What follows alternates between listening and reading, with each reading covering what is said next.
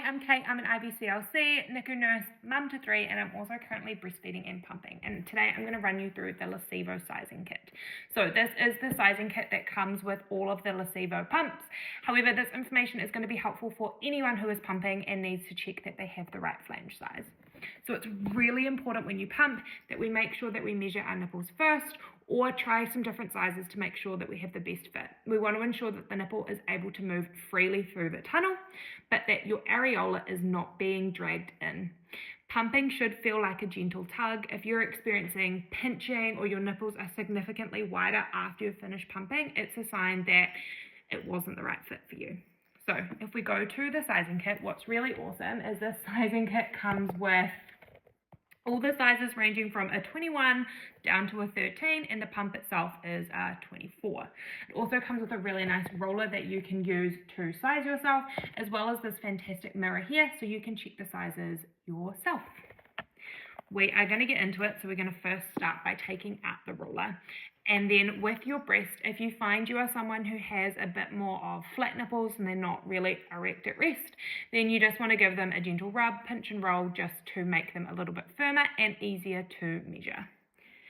Grab your ruler and you're going to push your nipple through the holes. You would use the mirror to be able to check this so that you've got the best fit. You want to make sure that your nipple is able to move in and out, but it shouldn't be able to wiggle around like this. This is too large. For this one here, we are looking at a 13, so it's easy to move in and out. However, there's not a whole bunch of room to wiggle around this way. This would ensure that the areola is not being pulled into the tunnel.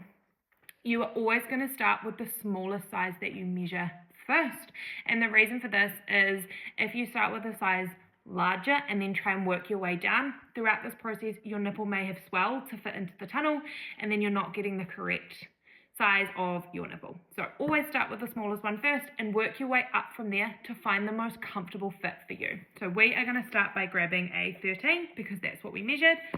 We are going to grab our pump and we're going to insert it all the way into the tunnel. It's really important that you push it all the way so that it sits nice and flush in there.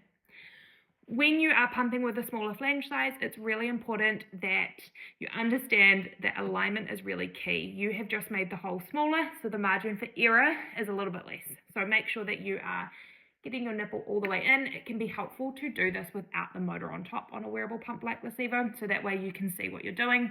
Once you've got the right alignment, then push it back on and click it in.